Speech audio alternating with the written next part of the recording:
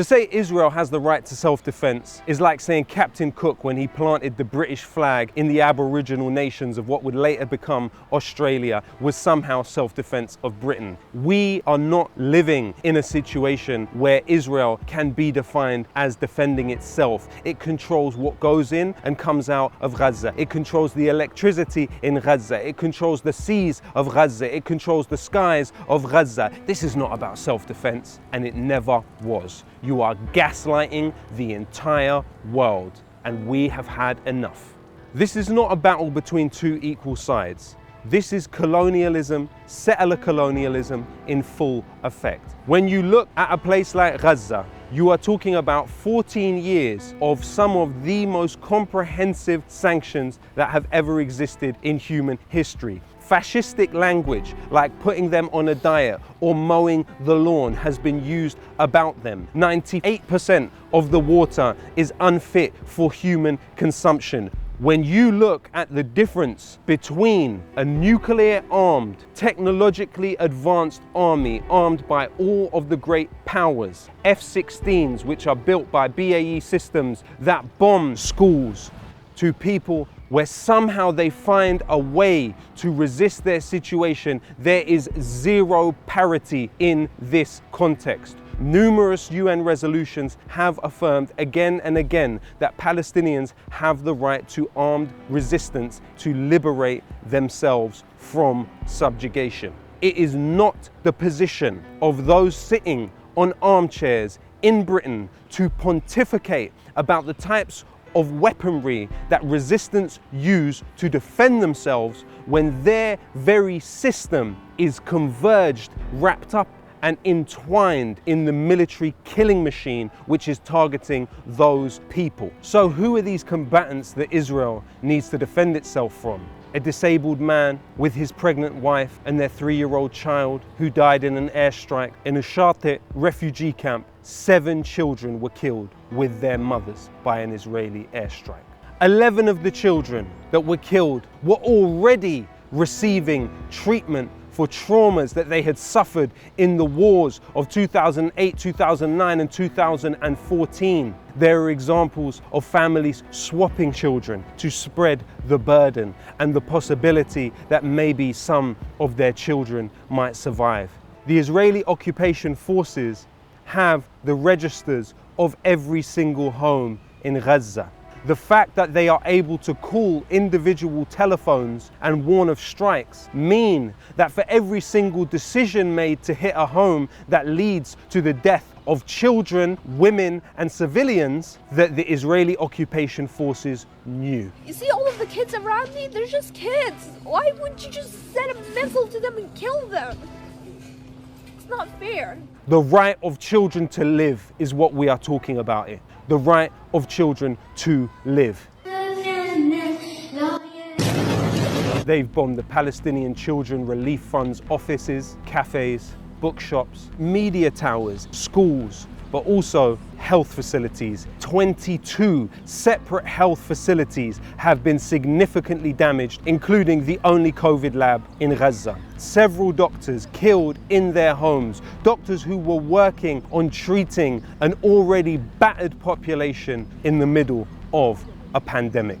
It's clear that there is no parity of arms, but even if there wasn't, there's no parity of power. One side is the occupier, the other side is the occupied. One side has racist laws, the other side is subject to those racist laws. One side is able to control the freedom of movement, the other side has their freedom of movement controlled. One side is the killer and the other side is the killed. There is no equality of arms in this equation.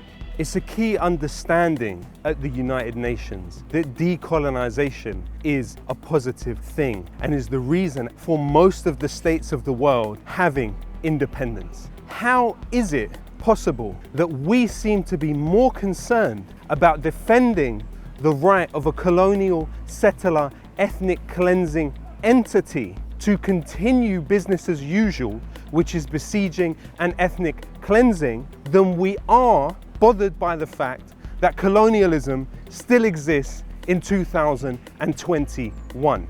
The closer you are, the less you see. Colonial America to the Indians is the attitude of America to the blacks. How could you have done that? Didn't you see? The way that my people are settling Judah and Samaria is unfortunately coming at the expense of the Palestinian people. When you look at figures like Theodor Herzl, credited as the founder of the Zionist movement, their conception was very much a colonial project in the mirror image of European colonialism. There are 440 Israeli colonies in the West Bank, housing over 500,000 illegal settlers who are armed and have control over 80% of the water in the West Bank. There are 565 checkpoints where soldiers act with nothing but unaccountable impunity. Those settlements are deemed illegal by UN Resolution 2334. Who funds those settlements and where does the money come from? Well, Roman Abramovich, prior to receiving citizenship from Israel, moved $100 million from the British Virgin Islands to Elad, which is hell-bent on ethnically cleansing Sheikh Jarrah and has successfully ethnically cleansed many parts of Jerusalem. Who else funds Elad? The Clermont Family Foundation. It has funded the Center for Security Policy, led by Frank Gaffney, an organization which is also funded by Raytheon and Lockheed Martin. The Center for Security Policy gave the foundational work to Donald Trump for the Muslim ban. The Clermont Family Foundation also funded Middle East Forum, led by former employee of the Israeli Ministry of Defense, Greg Roman. Middle East Forum funded the Free Tommy Robinson campaign, and as a think tank were quoted 13 times by Anders Breivik following his massacre of over 70 people in Norway. Another organization that funds Elad is the Hertog Foundation. They also funded the David Horowitz Freedom Center, which employed both Katie Hopkins, big round of applause for Israel. Yes, come on Israel. And Tommy Robinson. Palestine. Why would you support Palestine?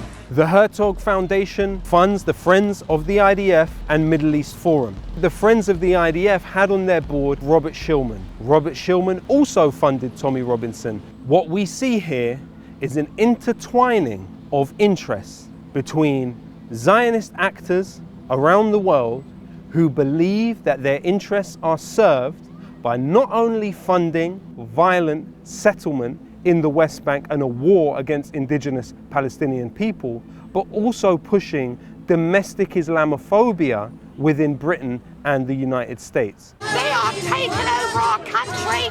We're going to be under their rules, their laws. We have had enough. Free Tommy. Today we see raw fascism within the Green Line. Everything is the Jews, not a single piece for other people, only for us. And we won't give anybody else, just for us. We see Palestinian homes having red X's marked on them by settlers to be revisited later and targeted. There is over 50 different laws within the state of Israel that enshrine inequality between Palestinian citizens of Israel and Jewish Israelis. We see Palestinians being lynched. But what could have more adequately articulated the inhumanity and the racism than seeing young Zionist men in Jerusalem dancing and celebrating while seeing a fire stemming from the courtyard of Al-Aqsa Mosque. This fascism was foretold by Albert Einstein and others. If he was able to be clear about the fascism ahead, why is it today our freedom of speech is withheld from us? Between 2016 and 2018, 500 Palestinians were arrested for posts that they made on the internet, including children. How hideous is it for those well-paid, well-fed members of the British Commentariat who have complained for so long about cancel culture to pontificate about their own rights of freedom of speech, while Palestinian children and even children in this country who advocate for the Palestinian cause do not have that freedom of speech. Babies and children are getting killed for no reason at all in Palestine. You've got your racist views, take them somewhere else because they're not welcome here.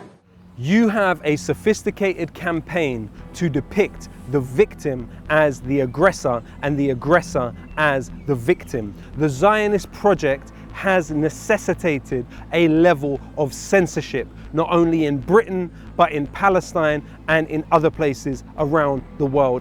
Over 250 Jewish employees of Google have come out and called for anti-Zionist speech to be protected. This is where the change will come from. Not the managerial classes, not the billionaire classes. The change will come from the workers. It will come from the dock workers in Naples who have refused to put those weapons onto ships. It will come from fire brigade workers refusing to take down Palestinian activists, shutting down Elbit Systems. It will come from us heeding the call of Palestinian civil society, a unified Palestine that says we will go on strike, we will be ungovernable, so we must too be ungovernable. And what about the unions? We have numerous unions in this country who passed the motion of BDS in 2010. Why is that policy not being implemented today? The musicians' union in this country claims to be the first ever organized trade grouping which banned its members from going and performing in South Africa. Where is that spirit? Not only do BAE Systems, with workers who are members of unions in this country, make the components for the F-16, for the F-35, BAE Systems also are complicit and part of the building of the naval drones which buttress the siege in Gaza. No more complicity, no more cooperation, and no more collaboration with apartheid and settler colonialism in Palestine. Tell your MP, if he received money from Trevor Chin, if she received money from the Conservative Friends of Israel, if she's like Priti Patel and went on secret meetings without the knowledge of the British government, 13 secret meetings with Israeli government figures. She may have been organizing for public British money, your taxes, to be directed towards more settler colonialism. Tell them no. Hold them accountable. The buck stops here. This is where it ends. Me and my brothers are scared for each other, so we always try to be together, because if we die together, that will be the best thing, because we can still see each other when we go to heaven. People say to the Palestinians, where's your Nelson Mandela? Where's your Gandhi? Nelson Mandela made clear, it is no use for Israel to talk of peace if they still hold on Arab territories which they conquered during the Six-Day War in 1967. And Gandhi opposed Zionism. There is a myriad of people across the last 50 to 60 years who have spoken out bravely against racist discrimination and structural racism, who were absolutely clear. The Palestinians are on the right side of history. We exist at a time over the last 5 years where the elite narrative has been permanently discredited. Whether it is through the Black Lives Matter mobilizations, the Extinction Rebellion mobilizations, we are seeing a clear gap between those that decide policy and decide news and the representation of that policy, and those that are affected by that policy. We must link together all of these things, as Black Lives Matter bravely did, standing with the Palestinians. It is that type of solidarity which we must build across the world. Even after the ceasefire, don't look away. There is a unified national uprising happening, and it is our job to make that uprising international. Think about the poetic justice. Roman Abramovich, the owner of Chelsea, funding Zionist settlers. Chelsea defeated in the FA Cup final. Leicester City players celebrate on the pitch holding the Palestinian flag. Manchester United players walking down the pitch holding the Palestinian flag. People are naturally empathetic, and when they see the spectacular forms of violence that have been displayed over the last few days, it is expected that they would respond the ways they have. Well, let's remember that the continuous Nakba is full of slow and less spectacular violence. Do not look away now. Continue to organize, to educate, to learn, and to demand. We can't expect from the mainstream media real, serious, coverage that is free from the manipulation of powerful actors. That's why we want you to join Double Down News now on the Patreon and make this happen. Join the future of journalism. Join Double Down News on Patreon.